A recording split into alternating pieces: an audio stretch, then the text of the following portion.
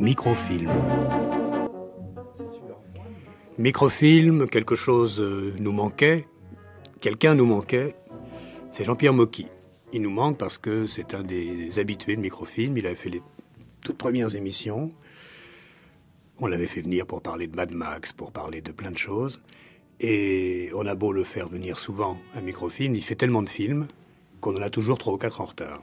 Donc il est bon une fois de temps en temps, une fois tous les 6 mois, une fois par an, de faire le point de la situation proprement mockienne, la situation du cinéma français, et puis la situation, en l'occurrence politique, puisque il y a un film qui est sorti qui s'appelle Une nuit à l'Assemblée nationale, qui ne peut pas ne pas faire couler déjà beaucoup d'encre, de sueur et de larmes. Donc Jean-Pierre Mocky, bonjour. Bonjour. Il y a quelque chose de très impressionnant maintenant dans ta façon de travailler, c'est que tu prends les choses comme elles arrivent. Il y a quelque chose qui est dans l'actualité, qui est dans la presse, qui est là, qui est tout vibrant du sentiment du présent. Et toi, calmement, tu dis, je le fais. Est-ce que tu n'as pas le sentiment d'avoir atteint une sorte de, comme on dit pour les athlètes, une sorte de vitesse comme ça, de croisière, de vitesse acquise, qui fait que, sans trop te poser de problèmes métaphysiques, tu affrontes les choses que seuls les médias ou la presse, en général, traitent avec les moyens normaux du cinéma? Mais j'essaye de suivre, enfin, quelquefois de précéder l'actualité, comme dans Mort l'arbitre ou le drame du Heysel. Je l'avais un petit peu... J'avais prophétisé ce genre de choses qui n'étaient pas arrivées depuis longtemps parce qu'il y a eu beaucoup de morts dans le football. Et là, il y avait un moment où il n'y en avait pas eu.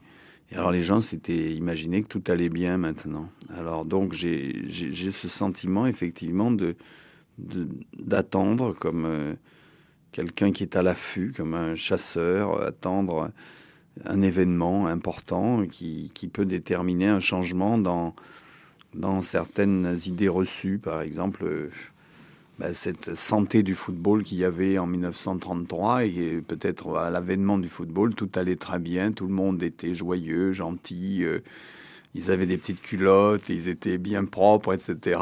Et les gens qui les regardaient étaient des petits jeunes gens, des petites jeunes filles bien gentilles.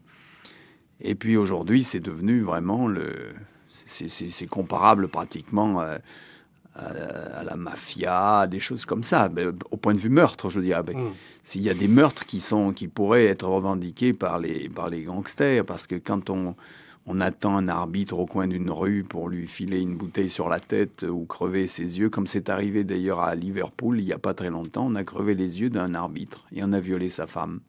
Donc on rentre un petit peu dans le cadre de la mafia quelquefois, c'est-à-dire que le football s'est mélangé avec tout un tas de gens qui y voient là le moyen d'une manière, disons, très simple, sans à l'abri des combines de la mafia, de régler des comptes avec la société. C'est un jeu, on règle des comptes. Il y a la tronche de quelqu'un qui vous revient pas, qui est un peu bien habillé ou qui a fait une réflexion. Taisez-vous, par exemple. J'ai entendu ça.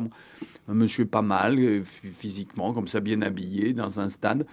J'ai dit, taisez-vous, vous êtes, c'est pas bien ce que vous faites. Et 3 heures après, le type était dans un ruisseau plein de sang avec 3 bosses, etc. C'est un peu quelque chose qui t'intéresse comme situation. Il y a des grands phénomènes sociaux comme le sport, la politique, et puis il y a des gens qui en profitent pour s'en foutre plein les poches ou pour aller jusqu'au bout de leur pulsion dégoûtante ou libidineuses. C'est un peu le principe de tous tes films. Comment ça s'est passé donc pour le monde de la politique, ou disons pour le monde électoral, parce que là c'était en référence directe aux élections? Tu as travaillé comment? Ben voilà, je connaissais dans le temps un jeune député tout frais et moulu. C'était un député breton. Il avait été élu député après une belle campagne, toute propre, toute saine. Et puis il est arrivé à Paris et il voulait tout changer, bien entendu. Dans son petit cadre à lui, il est arrivé à l'Assemblée nationale, il a tout voulu changer. Mais il n'avait pas de voiture, pas de maîtresse, pas d'appartement à Paris. Il habitait dans un hôtel, il venait en vélo. Et au bout d'un an, il a été jugulé. C'est-à-dire, on lui a proposé une voiture, une maîtresse, un appartement. Et puis après, il a voté comme les copains. Et puis ça a été fini. Donc, ça m'a beaucoup frappé parce que ce garçon, qui était un type très bien, est devenu il a toujours défendu des idées nobles, mais enfin, il était ligature. Il pouvait plus bouger. Il pouvait plus s'exprimer vraiment. Alors, ça m'a un peu frappé personnellement, parce que c'était un ami à moi, et puis j'ai laissé passer le temps. J'ai pas fait ça tout de suite, c'était un ami d'enfance, je ne suis plus très jeune, donc c'est vieux cette histoire, ça date, disons, d'après la guerre, 50. Et puis en 88, je me suis dit, tiens, on n'a pas fait de film sur l'Assemblée nationale depuis Jacques Fédère, 1929. Les Nouveaux Messieurs avec Albert Préjean, film qui a été interdit pendant 1 an par la censure, à l'époque. Donc déjà à l'époque, le fait que Fédère faisait une espèce de féerie, parce que ça se passait un petit peu d'une manière, c'était l'Assemblée nationale avec des petites femmes en voile qui investissaient les gradins pour défendre une loi ou je ne sais plus quoi. C'était un peu Lysistrata, c'est un petit peu toute proportion gardée. Donc ce film, malgré ce côté aérien, conte, légende un petit peu, fable, avait été interdit à l'époque pendant 1 an. Et alors, je me suis dit, depuis 29, qui est l'année de ma naissance, on n'a jamais rien fait sur l'Assemblée. Donc, plus cette histoire du député que je viens de te raconter, je me suis dit, il faut aller là-dedans, il faut voir ce qui se passe là-dedans. Alors, j'ai fait une petite autopsie du milieu, en allant discrètement le mercredi, comme tout citoyen a le droit de le faire, assister aux séances. J'ai été frappé par le nombre d'huissiers qu'il y a à l'intérieur de cette noble Assemblée. Les huissiers sont très souvent plus nombreux que les députés eux-mêmes, puisque chaque député a le droit d'en représenter 40. Donc, ça veut dire qu'au bout du compte, comme ils sont 450, je crois, 10 députés ou 11 députés peuvent représenter la totalité des députés. C'est parfaitement légal. Alors, quand il y a des séances qui ne sont pas intéressantes, dont les intérêts sont mineurs, généralement, d'ailleurs, c'est la misère, c'est les choses qui n'intéressent personne, où il n'y a pas d'intérêt important en jeu, il y a tout simplement une douzaine de députés, puis 60 huissiers qui les regardent. Alors ça, et puis il y a les restaurants où on ne mange pas parce que c'est la cantine. Alors on va manger chez Françoise aux Invalides parce que c'est meilleur. Donc il y a 45 000 mètres carrés, 1000 personnes qui travaillent là-dedans. Et c'est très très curieux comme ambiance.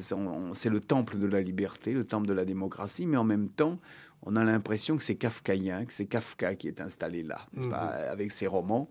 C'est-à-dire qu'on se croirait à la sécurité sociale un peu quand on va demander de se faire rembourser une ordonnance et qu'il faut 50 papiers pour avoir le droit de récupérer 20 balles. Et c'est le contraire de la liberté d'entrer là-dedans. C'est-à-dire on a l'impression qu'on est pas à la Gestapo, mais on vous demande l'autorisation d'être là 10 fois, 20 fois, 30 fois. Ici, on la demande qu'une fois, à l'entrée à la radio. Et on ne le demande pas à chaque coin de couloir. Là-bas, c'est vraiment l'inquisition, n'est-ce pas? Qui êtes-vous? Qu'est-ce que vous faites là? Etc. Et alors, c'est ça que j'ai voulu dépeindre, la moindre petite chose, les toilettes, le coiffeur, le couloir, les petites cases où les députés ont le droit de prendre une douche, d'éventuellement remplir des discours, préparer leurs discours, n'est-ce pas? C'est très, très collégial.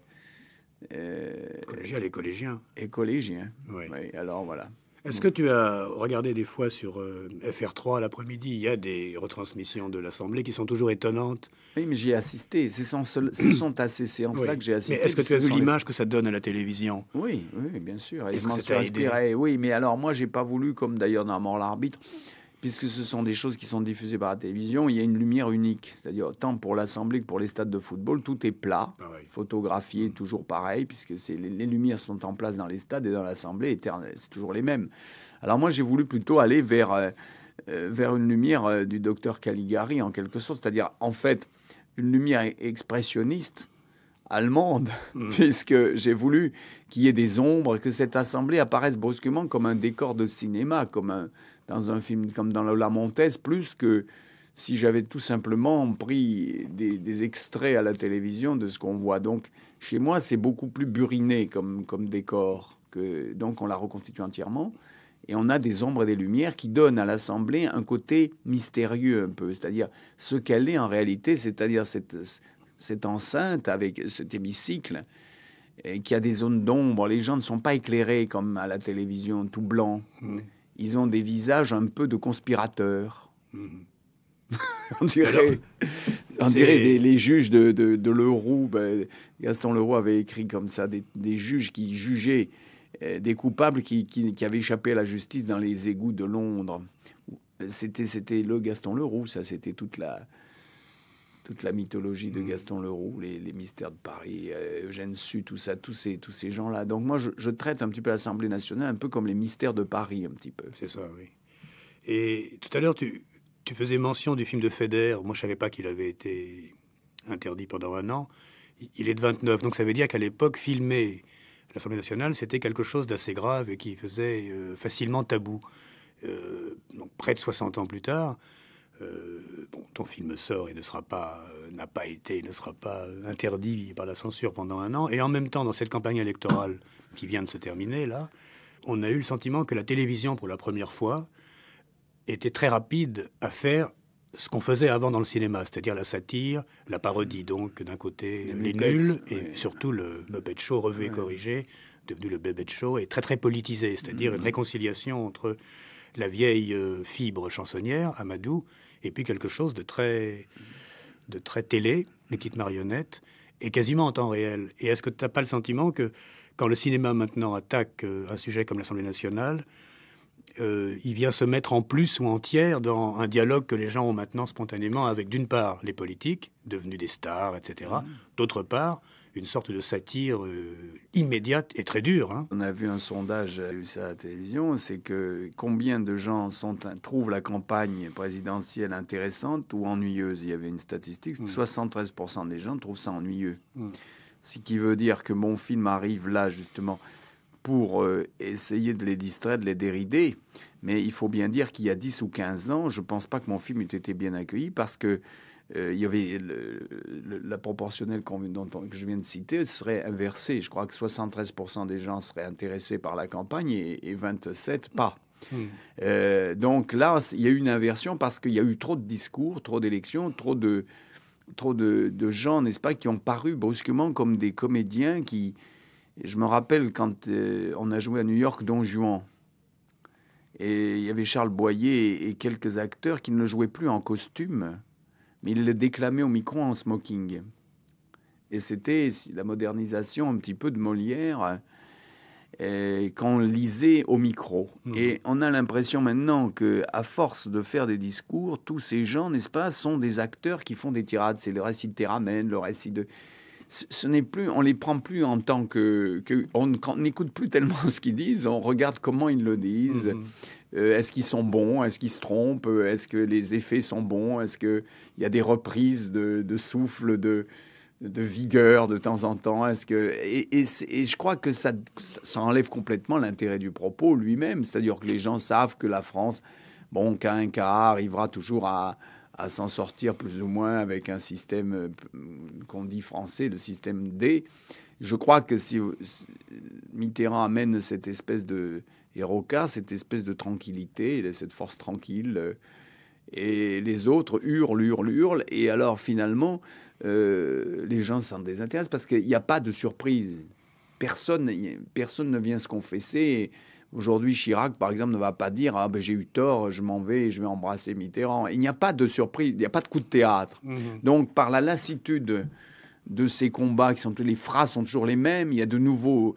Avant les élections, il disait quelque chose, Chirac, après les élections, il dit autre chose, mais c'est toujours pareil, plus ou moins. Après, Giscard arrive et il dit « Il faut aller voter au centre ».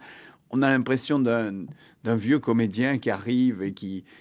Il y avait comme ça des comédiens, la Comédie Française, Denis Dinès, qui reviennent dans des pièces, qui disent 2-3 mots. C'est le patriarche qui arrive, qui dit des trucs qui n'intéressent finalement personne. Je vois, c'est chiant, quoi.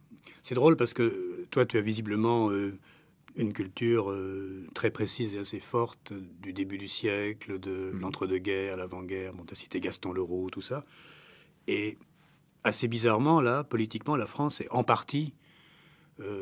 s'est remise à ressembler à ce qu'elle était peut-être dans les années 30, hein, à cause aussi de l'importance des idées xénophobes ou racistes, enfin, des choses qui reviennent d'un vieux fond français, mélangées à un côté moderne, qui est le côté média.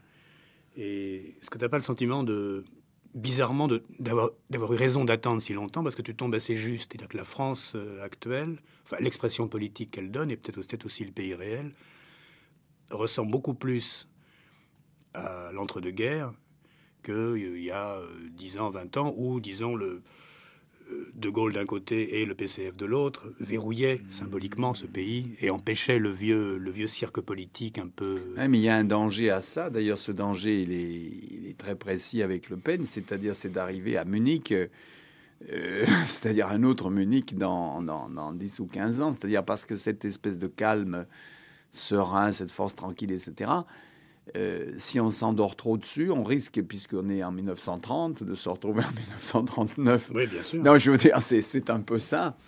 Parce qu'aujourd'hui, moi, je vais faire une comédie style Shirley Temple. Maintenant, ça sera mon prochain film. Et je suis poussé vers ça parce que je sais que le spectateur en a marre, qu'on parle de mai 68, que tous ces films revendicatifs que j'ai pu faire jusqu'à présent, je ne peux plus les faire. Donc, je reviens dans mes prochains films étant un film de gangster, comme la grande époque de Bogart, de Cagné, etc., ou de Gabin, tout simplement en France. Je reviens insensiblement, moi, le chroniqueur dont on vient de parler il y a quelques minutes. Je commence à regarder, à loucher. Je dis, mais finalement, maintenant, pendant les 20 prochaines années, il ne se passera rien d'extraordinaire. Sur les plans, il n'y aura pas mai 68. Il y aura un calme relatif. Il y aura probablement une ouverture difficile, mais qui se fera à longue échéance peut-être, mais peu à peu, on va se calmer tous, tout le monde va se calmer. Et puis, on va donc avoir besoin de films avec des petites filles charmantes et bouclées qui évoluent dans des milieux riches où les pauvres peuvent aller quand même, en tout cas pour servir, pour en participer au plat, tout en les mangeant à la cuisine peut-être, mais en les mangeant quand même. Et puis... les gangsters, bon ben ça va fleurir de nouveau. Il y aura les guinguettes.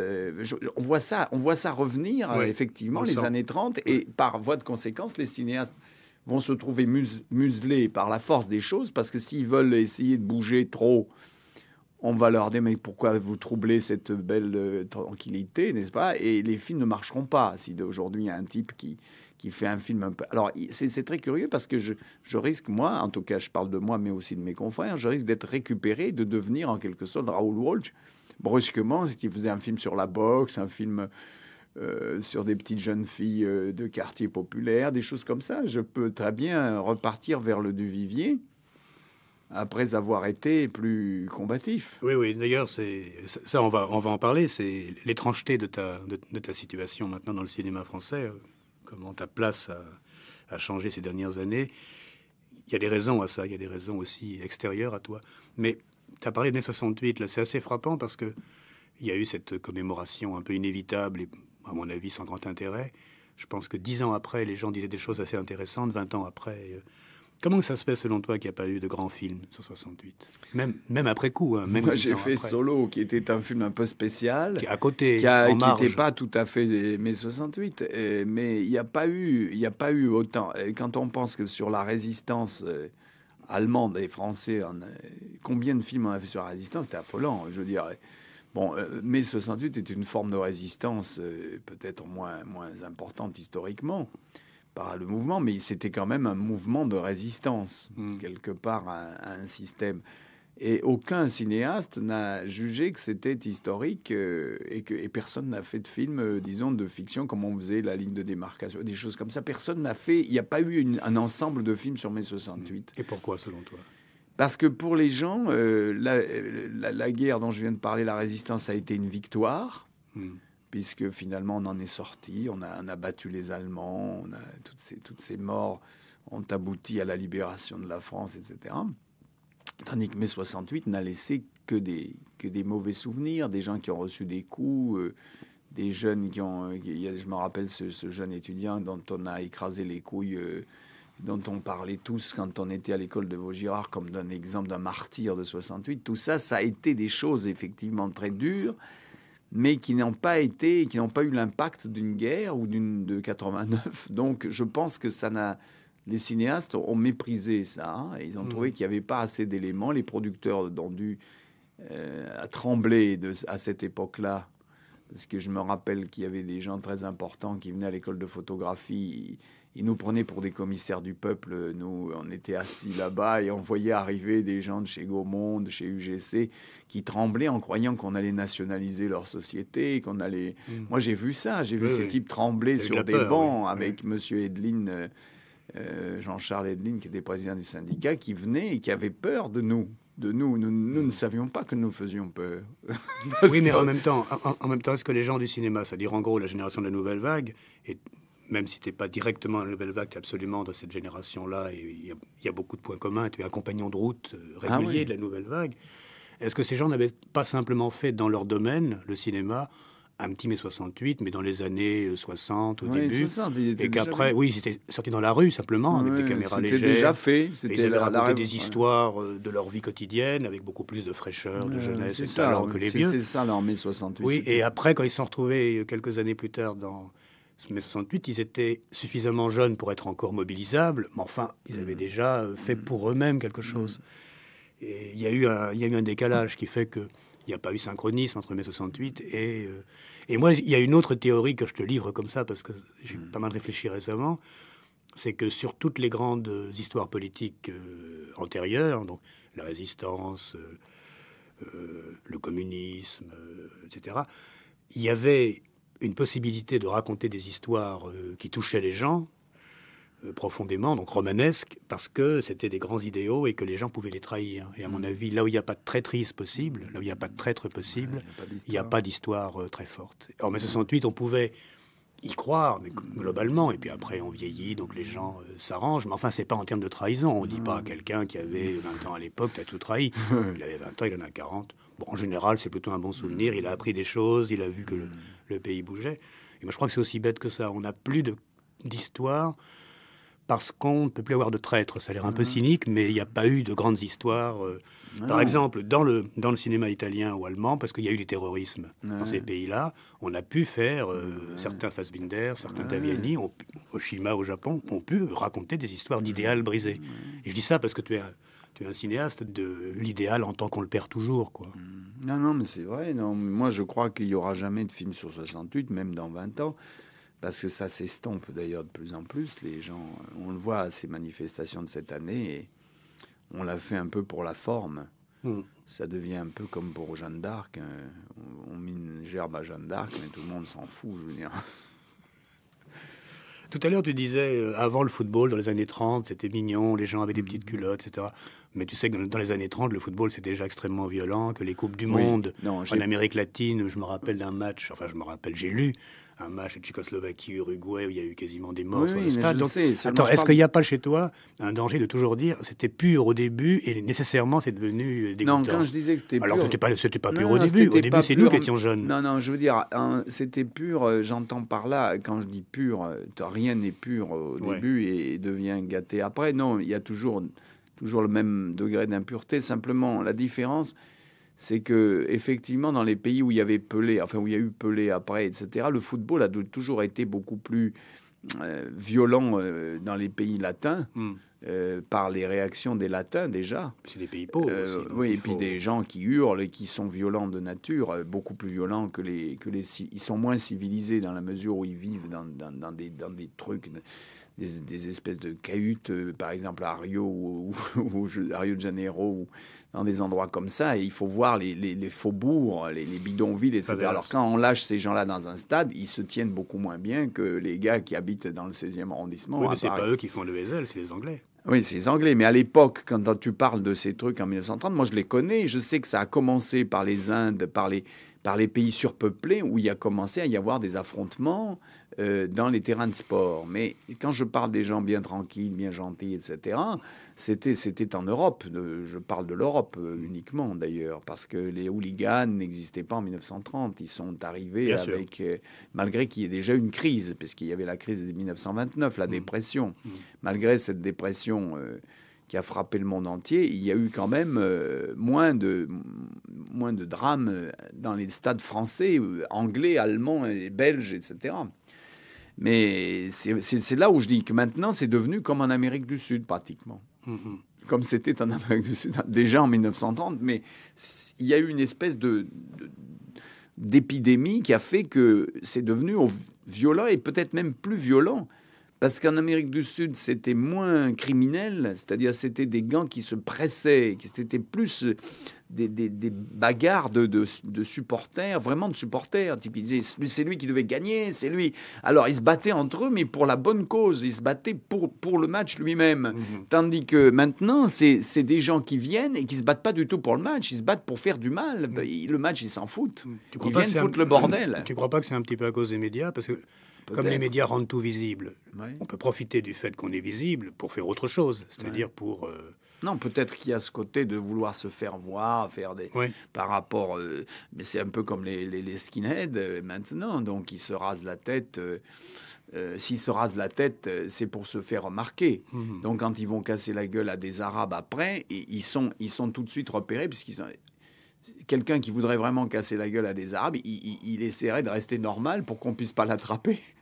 Je veux dire, c'est le contraire. Là, ils font une démonstration. Ils disent, je me rase la tête. Après, on sait déjà que lorsqu'ils ont la tête rasée, ils vont aller faire une ratonnade. Alors, ils se marquent eux-mêmes. Donc là dans le football, c'est un peu la même chose. À partir du moment où on voit un type arriver avec un blouson noir, une tronche pas possible, etc., avec 3 verres dans le nez, ou un peu de drogue, et on comprend que il va foutre le bordel, il va pas rester assis tranquille. Donc on les repère assez facilement, et c'est pour ça qu'on ne comprend pas. Alors là, moi je ne suis pas pour un État policier, j'ai horreur enfin j'aime pas la police tellement, et ça amène à des dictatures, etc. Mais en dehors de ça, il y a des endroits quand même où la police est nécessaire.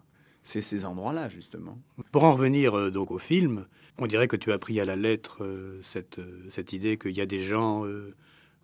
ce que tu racontais au début sur ton copain qui n'avait rien et qui finalement petit à petit, etc. Donc il y a Michel Blanc qui n'a rien, mais réellement il n'a rien. Parce qu'il est tout nu, c'est un naturiste. Il traverse le film nu. C'est Bruce Lalonde tel qu'il devrait être. Je veux dire, c'est-à-dire parce que l'écologie, on ne peut pas être habillé en parlant d'écologie. C'était quelque chose qui m'a toujours frappé. Un écologiste, pour moi, un type qui dit il ne faut pas qu'il y ait de fumée, il faut que les arbres restent verts, il faut que ceci ou que cela, il devrait être à poil, ce type. Parce qu'il ne devrait pas supporter de la viscose sur lui, des choses comme ça. Donc, il devrait aller au bout de son discours. Donc, en fait, Bruce Lalonde devrait être un naturiste et se balader dans la rue à l'Assemblée nationale tout nu. C'est de cette espèce de thème que je suis parti pour décrire le personnage de Walter Arbeit, qui est un ancien charcutier. Et la charcuterie lui plaisait pas. Il est devenu chef de tribu, d'une tribu naturiste. Seulement, il n'a pas les défauts des sectes comme nous, des choses comme ça, qui investissent des jeunes gens avec tout ce que l'on sait de ces sectes-là. C'est une secte finalement de végétariens, en quelque sorte, comme on voit dans des restaurants diététiques, n'est-ce pas? Et alors, ce type confronté à l'Assemblée nationale, où tout le monde est habillé, mais habillé d'une manière quelquefois... très bizarre, parce que les gens se recouvrent non seulement leur corps, mais leur âme. On ne sait pas ce qu'ils pensent. Le type de droite n'est pas forcément de droite, il peut être de gauche. Le type de gauche peut être de droite. Il y a tous ces mélanges qui font que c'est comme un aquarium, c'est comme un fond sous-marin, là, l'Assemblée. Alors, ce type qui arrive tout nu là-dedans avec sa naïveté, et on pourrait dire sa connerie, parce qu'on peut le traiter de con aussi, parce qu'il est tellement naïf et tellement désarmé qu'on peut considérer que c'est un crétin. Si on dit que Candide était un crétin, on peut dire que mon personnage est un imbécile. Par rapport, par exemple, à Poiret, qui joue un royaliste. Et quand j'ai fait Le Miraculé, j'ai constaté que les royalistes fréquentaient Saint-Nicolas du Chardonnay, c'est-à-dire finalement les pénistes, et que sans être le péniste, les royalistes en étaient pas très loin. Par une certaine rigueur sur certains problèmes. Par exemple, les royalistes vendent leurs journaux à Saint-Nicolas du Chardonnay. C'est-à-dire qu'il y a une jeune royaliste qui vient vendre là. Elle ne vend pas place du colonel Fabien, elle vend là.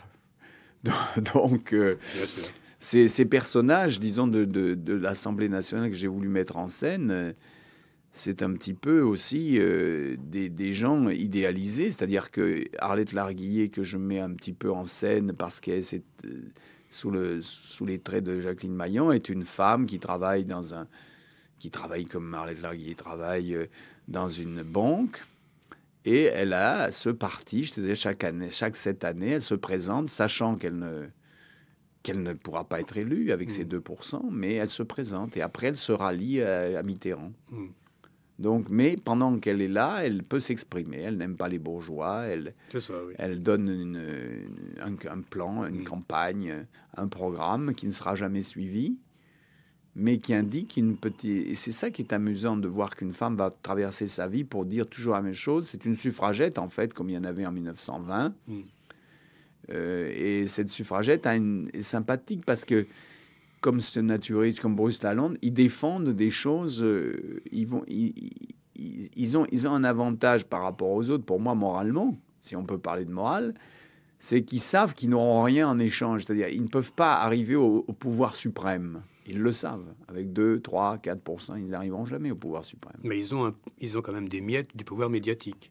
Voilà. Parce qu'ils sont vus. Voilà, ils sont vus, mais ils pourront jamais être à l'UDF, à l'UDF. Ils pourront jamais même espérer avoir les rênes du pays. Ils pourront pas. Donc cette espèce de, ils font penser un peu à des pasteurs, les minoritaires, comme ça, des espèces de pasteurs qui essayent d'évangéliser des choses et qui n'y arrivent pas parce que c'est impossible d'évangéliser quoi que ce soit. Mais ils me font penser à ces types qui partaient en Afrique à l'époque pour essayer et puis se faisaient bouffer par des pygmées, des cannibales, etc. Parce que finalement, c'était sans espoir. Je veux dire, on ne pouvait pas changer des populations comme ça. Pourquoi le faire, d'ailleurs? Mais là, bon, toi, tu t'intéresses, parce que c'est ton tempérament, aux personnages politiques.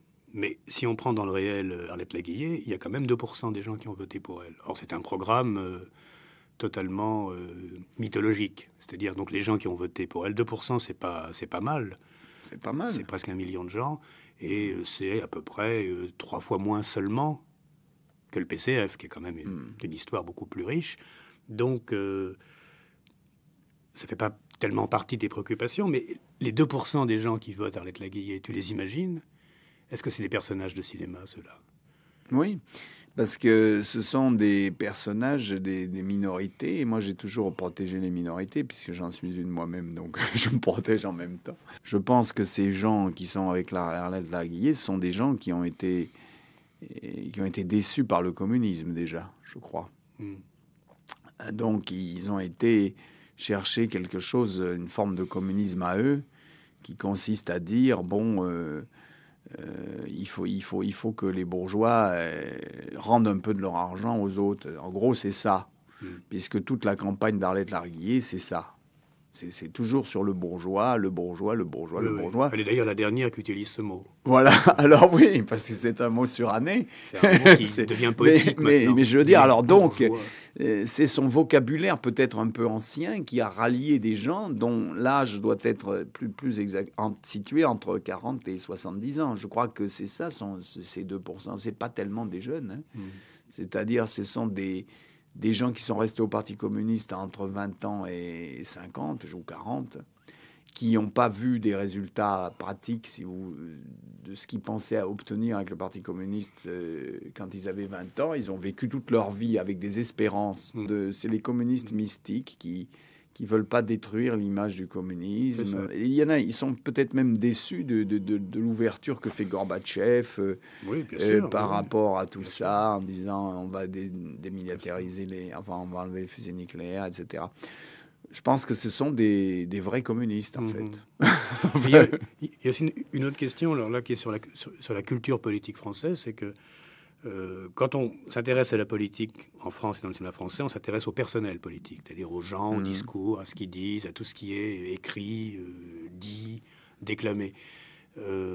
Du coup, on n'a presque pas dans le cinéma français de portraits de personnages de la vie quotidienne, mais avec leur appartenance politique. Alors que dans le cinéma italien, par exemple, on a eu des personnages communistes de père en fils, ou au contraire, démocratie chrétienne. On a eu quand même donc Camillo Pepone. Je dirais que les Italiens, ils ont réussi à faire la politique, à la filmer là où elle est, c'est-à-dire aussi dans la tête des gens, dans leurs convictions, dans les mœurs familiales, dans les votes. En France, jamais.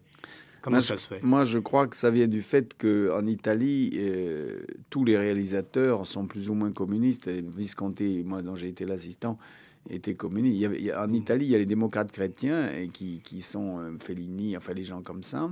Et puis il y a les communistes ou les socialistes. Enfin bon, mais les communistes surtout. Donc le cinéma, que ce soit Scola, que ce soit Giuseppe De Santis, que ce soit Visconti et même Antonioni, avec lequel j'ai également travaillé. C'est pour ça que je peux en parler. Bien sûr, c'est pour ça que je pose la question. Tous ces gens-là, n'est-ce pas, Mazzelli, avec lequel j'ai travaillé, qui était l'assistant d'Antonioni. Donc, tous ces gens-là sont devenus, Bertolucci, tous ces gens-là étaient communistes au départ pour une raison très simple, c'est que l'auteur en Italie doit être communiste parce que le public est communiste. C'est-à-dire, il s'adresse à des petites gens. Les gens qui faisaient les succès des films, c'était des ouvriers. Et en Italie, le niveau de vie est très bas. Les gens se démerdent bien parce qu'ils ont le système D, mais la majorité des spectateurs, c'est pas les 200 000 entrées Paris ici. Avec plus maintenant. Maintenant, l'Italie, c'est foutu. Un pays moderne. Oui, maintenant, oui, donc, mais à l'époque... Donc, du coup, le cinéma est foutu parce que c'est... Oui, donc ils parleront pas. Mais à l'époque, donc, moi, je me rappelle tous les films que j'ai faits, que ce soit avec Antonioni ou avec Mazzelli ou avec je sais pas qui, c'était des films où il y avait que des questions politiques. On ne parlait que de politique. Ça, oui. C'était le fascisme, c'était le communisme, c'était les ouvriers, les usines, etc. Moi, je faisais, dans le film de Mazzelli, un conte, une espèce de type... un conte qui était contre les ouvriers, et les ouvriers faisaient un petit peu essayer de lui expliquer et que c'était pas bien. Donc, dans chaque film, un personnage représentait le Parti communiste en général. Mais le fascisme, ici en France, il y a combien de films sur le fascisme, sur Le Pen ou je ne sais pas quoi? Il n'y en a pas. Non, il n'y en a pas. Donc il n'y en a jamais eu. Enfin, il y en a eu un ou deux. Donc c'est parce qu'en France, avec la diversité des partis qu'il y a, le Parti communiste n'a jamais été majoritaire. Et le public qui va au cinéma, c'est le contraire des ouvriers. Je veux dire, en principe, c'est tout le monde sauf les ouvriers, presque. C'est le contraire. Voilà, la télé maintenant, les ouvriers. Oui. Il reste 2 minutes, ce qui est peu. Mais donc, il y a la place pour une seule question qu'on avait annoncée au début et puis qu'on a évidemment, avec notre art commun des digressions, oublié. C'est, tu as maintenant une position tout à fait spéciale dans le cinéma français. Tout le monde veut tourner avec toi. On dirait que tu vas récupérer ce qui reste d'artisanat dans le cinéma français. Les acteurs, les grands rôles, les petits rôles, par exemple. Dans un petit bout que tu m'avais montré du film, avant même qu'il sorte, moi, un motif de joie et de plaisir, c'était de reconnaître dans un coin soit un acteur très connu, tellement grimé qu'on le reconnaît à peine, soit un acteur pas connu, mais on se dit c'est peut-être inconnu et il est grimé. Et je trouve ça, pour quelqu'un qui a été assistant de Fellini, je trouve que c'est assez fidèle à l'esprit fellinien, qui n'aime pas les stars, qui les traite toujours très, très simplement. Est-ce que tu es content de cette situation? C'est la question de la fin. Ben oui, bien ta réponse. Je suis content, mais comme je suis un homme changeant, je crois que d'ici 1 an, la prochaine fois que je viendrai à ton émission, je pense que j'aurai un petit peu changé, parce que les 2 prochains films que je fais sont des films sans vedette. C'est-à-dire, je reviens un petit peu à mes premiers amours, parce que ces vedettes qui me restent à récupérer, parce que j'ai pratiquement récupéré tout le monde, sont pas d'un intérêt majeur. Je veux dire, c'est pas un besoin. J'avais besoin de tourner avec Stroheim, s'il était vivant, avec Jouvet. Les acteurs qui restent, avec lesquels j'ai pas tourné, que je ne citerai pas, ce sont des gens qui ont envie de tourner avec moi, mais pas vraiment, un petit peu. Ils viendront, mais pas avec un enthousiasme juvénile, d'abord. Parce qu'ils le font. Ils le feront parce qu'il faut le faire. Voilà. Il faut faire un Mocky parce comme il fallait faire un Godard dans le temps. Voilà. C'est pour ça que beaucoup, Montand et Fonda, avaient fait ce film avec lui, bien, et puis d'autres, Bardot, etc. Mais disons que moi, je voudrais revenir à un cinéma plus expérimental, tout en étant commercial. Je voudrais arriver à faire un cinéma expérimental commercial, c'est-à-dire essayer des coups et que ça marche. C'est-à-dire que pas des coups foireux, des trucs compliqués qui ne marchent pas, qui sont voués à l'échec au départ, ce qui est souvent le cas de mon ami Godard, et qui lui, au départ, fait quelque chose dont il sait que ça ne peut pas avoir une diffusion. Moi, je voudrais faire du Godard commercial, en quelque sorte, sans que ce soit du Godard, que ce soit du Mocky. Mais je veux dire, arriver, si tu veux, à intéresser un public à un cinéma libre et faire des choses que les autres n'ont pas encore fait, mais sans vedette. Parce que la vedette est quand même quelque chose de difficile à manier. Même quand on a l'amitié que j'ai avec eux, ils sont quand même difficiles. Ils arrivent en retard, ils posent des conditions, ils ont quand même leurs petits... Bien sûr. Ce sont des baronnets, ce sont les... Alors, c'est gênant, malgré le côté diplomate que j'ai de mon origine polonaise. Bien, eh bien, polonais sera le mot de la fin. Il faut voir une nuit à l'Assemblée nationale. Et merci à Jean-Pierre Mocky pour ce nouveau passage à Microfilm. Et à la prochaine fois. Au revoir.